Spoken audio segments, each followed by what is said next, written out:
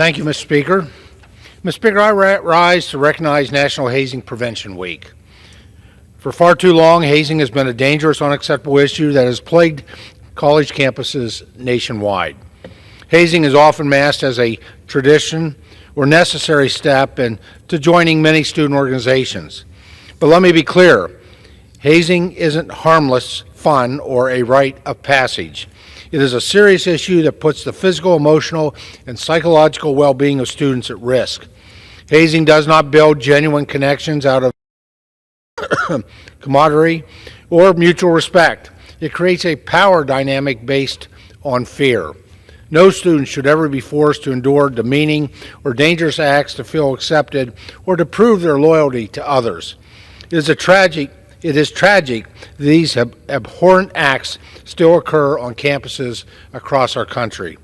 We all play a role in holding clubs, organizations, sports teams, individuals, and campuses to a higher standard when it comes to the well-being of students, which is why I've long advocated for student safety on campuses during my time in Congress.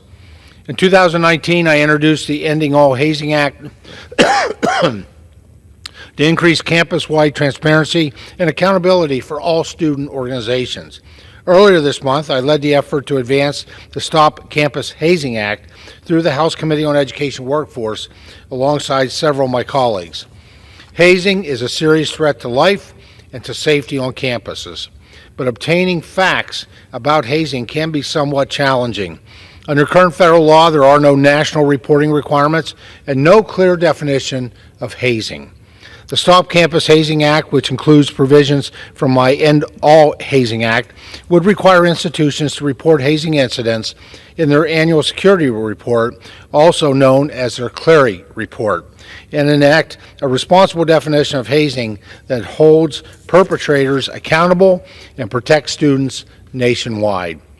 This bill also streamlines reporting requirements by respecting state laws and includes several transparency measures to ensure students, parents, and the public can access information about hazing incidents within any student organization.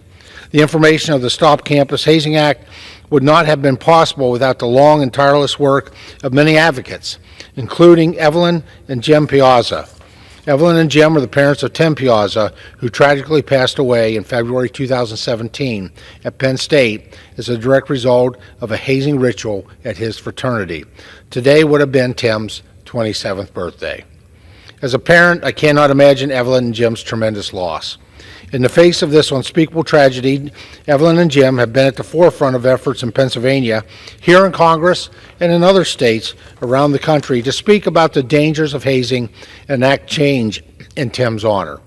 Their advocacy led to the establishment of the Timothy J. Piazza Center for Fraternity and Sorority Research and Reform at Penn State, whose research helped shape the Stop Campus Hazing Act and led to the enactment of some of the strongest anti-hazing laws anywhere in the country in Pennsylvania.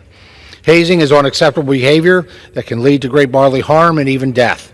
These tragic actions leave families struggling with the loss of their loved one, changing the trajectory of their lives forever. Mr. Speaker, these are not isolated events. These are preventable tragedies. We must safeguard the dignity and safety of every student and ensure that our campuses foster an environment of learning and growth. And for these reasons, Mr. Speaker, I urge all Americans to recognize the significance of National Hazing Prevention Week and urge all my colleagues in this chamber to continue to support common sense reforms to protect each and every student nationwide. Thank you, Mr. Speaker, and I yield back the balance of my time.